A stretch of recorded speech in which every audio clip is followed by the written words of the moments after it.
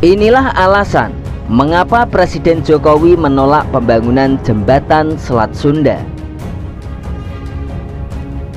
Jembatan Selat Sunda atau JSS adalah salah satu rencana besar proyek pembangunan jembatan yang pernah digulirkan di atas Selat Sunda. Jembatan ini bertujuan sebagai penghubung antara Pulau Jawa dan Pulau Sumatera. Jembatan ini direncanakan dirancang sepanjang 27 sampai 30 km melintasi palung laut Selat Sunda, terhubung dengan tipe jembatan layang, jembatan suspensi dan jalan darat di atas Pulau Ular, Pulau Sangiang dan Pulau Panjurit. Jembatan ini dirancang dapat menahan gempa sampai 9 skala Richter.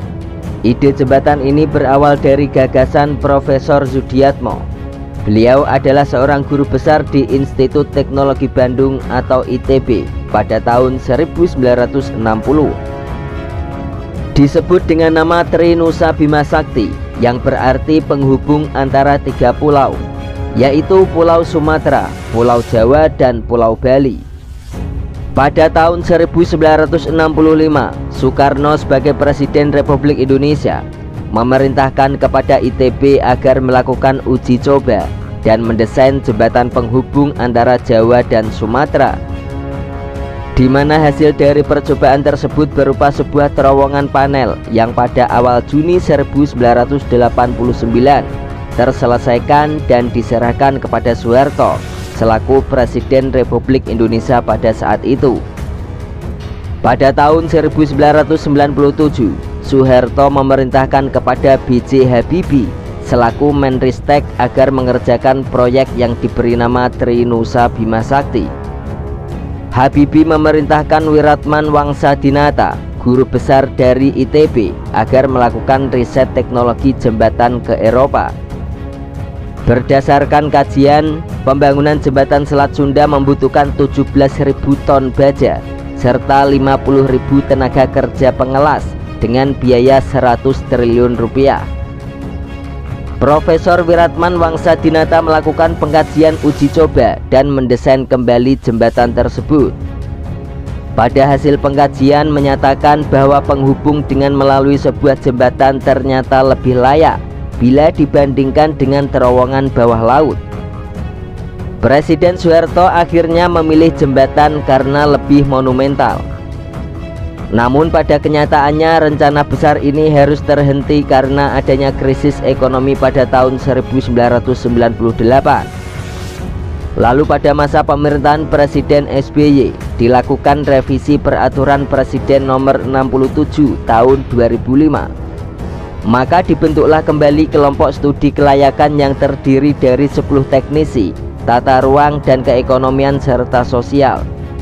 Bahkan proyek jembatan Selat Sunda yang sempat masuk ke dalam Master Plan Percepatan dan Perluasan Pembangunan Ekonomi Indonesia.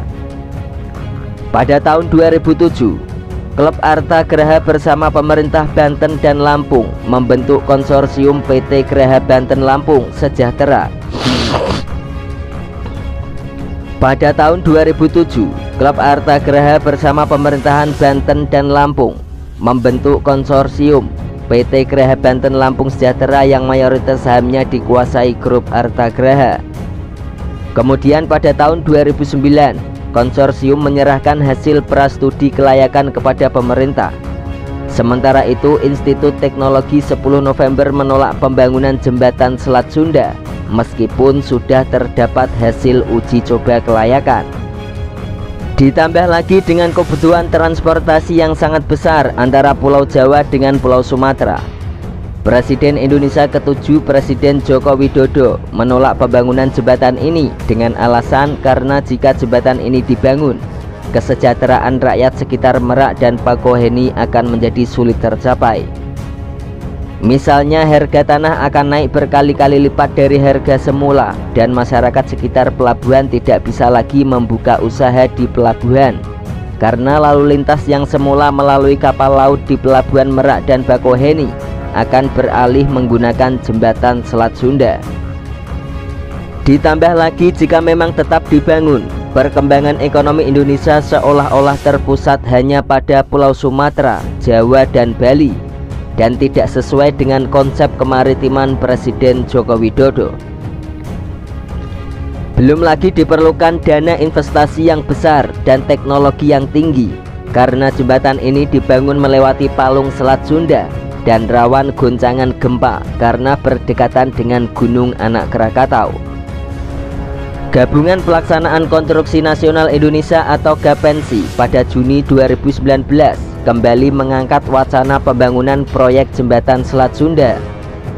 Inisiasi proyek jembatan Selat Sunda dinilai penting untuk mempermudah pasokan barang dari Jawa menuju Sumatera maupun sebaliknya, yang saat ini bergantung dari pergerakan kapal penyeberangan Merak Bakauheni. Namun kembali pemerintah melalui Kemenpora mengatakan kalau transportasi penyeberangan Merak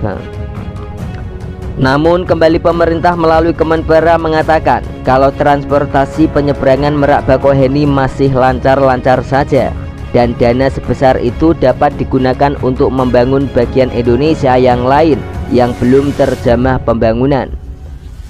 Besarnya biaya pembangunan, besarnya resiko kondisi alam karena harus melawan guncangan Anak Krakatau dan dalamnya palung Selat Sunda. Akankah jembatan Selat Sunda akan dibangun pada masa yang akan datang?